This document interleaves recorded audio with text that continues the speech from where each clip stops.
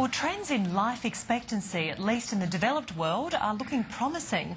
We're projected to live longer, healthier lives, and if you have a child born in the past few years, there's a 50% chance they'll still be around to celebrate their 100th birthday.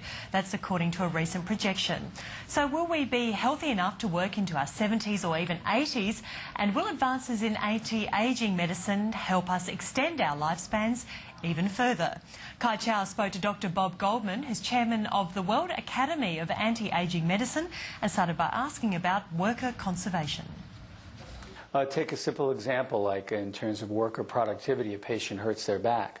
It could be because they're overweight. It could be because they haven't been exercising. So again, if we put them on a preventative exercise and diet training program, by them losing weight, they're now able to have less risk of back pain. We now prevent the back pain from occurring. We keep them in the workforce, and we're not spending public money in order to treat a chronic disease.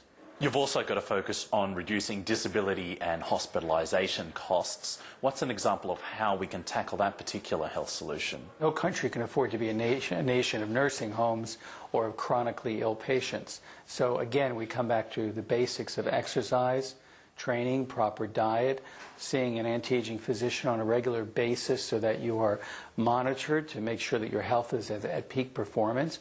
And again, preventing the disease or the disorder, whether it be obesity, heart disease, low back pain, heart attack, stroke. We want to try and prevent these disorders from occurring in the first place, thereby keeping worker productivity at a high level and not spending funds in order to treat chronically ill disorders. Many have heard it before, prevention is better than a cure, but how do we actually drive that point home? How do we actually shake the populace up so it actually happens? Well, sometimes it takes time for a critical mass to be reached, just like now you've developed a whole new commission and a section of the government on preventative medicine.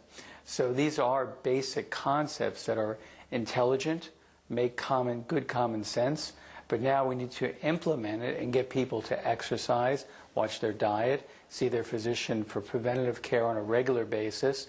And now we're able to put these components together into a fully comprehensive program for the maximum health and longevity of our populace. In America, we've seen many older people returning to the workforce. In Australia, we've had our pension qualification age increased, for example. How realistic, or what's the potential for older members of society to keep working? Because obviously there are certain jobs that people can't really do at an older age, and they can't work as hard, perhaps. Well, the key here, again, is having a healthy older population. And many times people really want to continue working, or they need to work in order to properly support their families. So now you have a much more productive populace. You have people making good contributions to society. And now, instead of just being in a chronically ill phase, they're in a very healthy phase, so they can either be working, mentoring others, teaching others, or making good positive contributions to society. So again, it all comes down to not only doing good preventative health care and good preventative lifestyles to keep people in good health, but now also allowing them to be very productive members of society, which is a mindset that is really globally. This is a global mindset. Just like Australia has started a new division of preventative medicine and preventative investigation in their healthcare industry, we see this all around the world. Okay, I mean, I suppose in perhaps the medium-term future, I mean, how long do you think people will be able to work if we are able to? What is the potential increase in working life that we might be able to see from people? Well, I think instead of seeing somebody retiring in between the ages of 55 and 65, we may say people who are productive and still able to function quite well into their 70s and beyond. We don't think we should mandate it, but we should give them the opportunity. Realize there are many CEOs of major companies who are in their 70s and 80s and beyond who are still leading large multinational companies. If somebody wants to work, they're healthy enough to work, we shouldn't stop them from continuing making good contributions to society. How important is cultural change in all of this? It's one thing if older people want to work, but employers don't often gravitate towards those candidates. Well, you know, many times an older person who's got experience and wisdom and technique, and they can be a real asset to a company.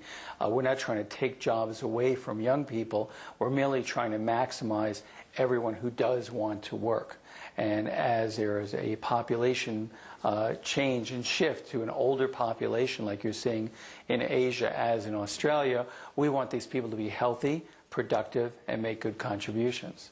And within the job market, what areas do you think could benefit the most from preventative medicine improving the productivity of workers? Well, I think an area that we found in America and parts of Asia is in education. You have a lot of professors and teachers or people who have learned particular skill sets, whether even in television. There will be people who have high levels of skill in various aspects of the media or television industry.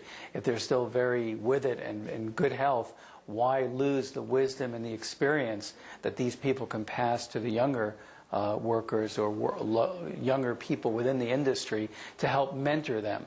Many times, you know, we lose this great wisdom of people when they get older because we think they're at a certain age and we need to cut them off, and all of that knowledge base is gone. We need to take advantage of it. And that is all we have time for in this edition of Health Report.